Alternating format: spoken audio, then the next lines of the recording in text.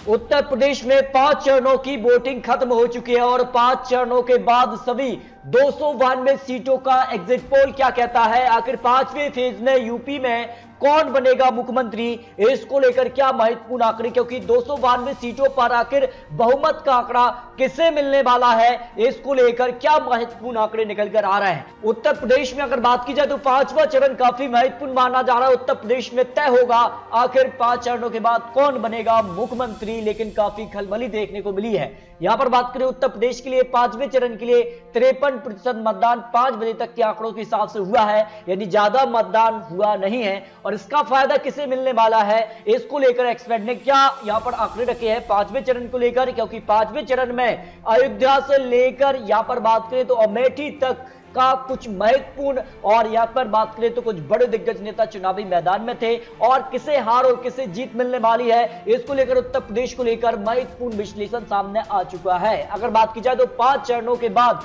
292 सीटों का अब तक वोटिंग हो चुकी है और 2017 में 292 सीटों में से बीजेपी को बहुमत का आंकड़ा मिल गया था। बीजेपी को 238 सीटों पर जीत मिली थी 2017 में, जबकि समाजवादी पार्टी केवल 35 सीटों पर सिमट गई थी, जबकि बीएसपी 8 और कांग्रेस को 6 विधानसभा सीटों पर जीत मिली। लेकिन बीजेपी क्या 2017 के आंकड़े इस चरण के बाद प्राप्त करने वाली है? क्या बहुमत का आंकड़ा बीजेपी को मिलने वाला है, या फिर समाजवादी पार्टी पलटवार करती नजर आ रही है? 2022 में समाजवादी पार्टी को 5 चरणों के बाद क्या बहुमत का आंकड़ा मिलने वाला है, इसको लेकर आपको सभी 5 चरणों को यहां पर एग्जिट पोल यहां पर दिखाने वाले हैं। तो बात करें पहले फेज के लिए, तो यहां पर पहले फेज में अगर बात की जाए तो 58 सीटों पर वोटिंग हुई थी, और 58 सीटों में अगर बात की जाए तो बीजेपी को 53 सीटें मिल गई थी 2017 में, समाजवादी पार्टी 3, जबकि बीएसपी 2 और कांग्रेस के हिस्से में यहां पर एक भी सीट नहीं। लेकिन अगर बात की जाए तो पहले चरण के एग्जिट पोल में बीजेपी को 34 से 38 सीटें, समाजवादी पार्टी 18 से 22 सीटें, बीएसपी 1 से 3, जबकि कांग्रेस का खाता खुलता नजर नहीं आया है पहले पेज में। जबकि दूसरा चरण काफी महत्वपूर्ण रहा था। दूसरे चरण की अगर बात की जाए तो 64% मतदान रहा था, और इसमें 9 जिले 55 सीटों पर यहां पर काफी खलबली देखने को मिली थी।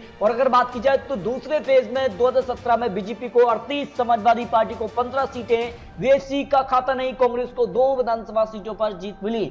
यहां पर बात करें एग्जिट पोल के हिसाब से दूसरे फेज में, तो बीजेपी को यहां पर 26 से 30 सीटें, समाजवादी पार्टी 22 से 26 सीट, बीएसपी 1 से 3 सीटें, कांग्रेस को यहां पर 0 से 2 सीटें जाने का अनुमान लगाया गया है।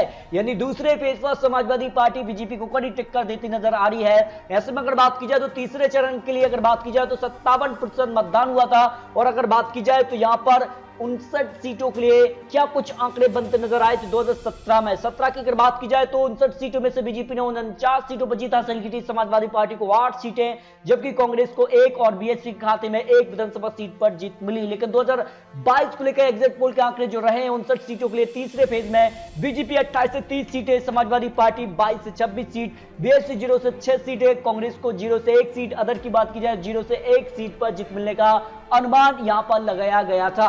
जबकि चौथे फेज में अगर बात की जाए तो यहां पर 59 सीटों के लिए यहां पर 58% वोटिंग हुई थी, और ऐसे में अगर बात की जाए तो यहां का क्या गणित रहा, तो 2017 में 59 सीटों के लिए बीजेपी को 51 सीटें, समाजवादी पार्टी 4 सीटों पर सिमटती, जबकि बीएसपी को यहां पर 2 विधानसभा सीटें और कांग्रेस के खाते में 2 विधानसभा सीटों पर जीत मिली। यानी चौथा फेज भी काफी महत्वपूर्ण रहा था, और चौथे फेज में बीजेपी को 34 से 35 सीटें, जबकि समाजवादी पार्टी 18 से 20 सीटें, बीएसपी 1 से 3 सीटें, कांग्रेस को 1 से 2 सीटें, अन्य की बात की जाए तो 0 सीट जाते नजर आई थी चौथे फेज को लेकर। तो चौथे फेज के बाद बात कर लेते हैं 5वें चरण काफी महत्वपूर्ण हो चुका है, और 5वें फेज के बाद किसे बहुमत का आंकड़ा मिलने वाला है। आखिर 61 सीटें कितना महत्वपूर्ण हो चुकी है उत्तर प्रदेश चुनाव को लेकर। 2017 में बीजेपी ने यहां पर 5वें फेज में बाजी मारी थी और 47 सीटों पर जीत हासिल की थी, जबकि अपना दल को 3 सीटें, समाजवादी पार्टी को 5 सीटें, कांग्रेस को 1, बीएसपी को 3 और निर्दलीय के खाते में 2 विधानसभा सीटों पर जीत मिली है।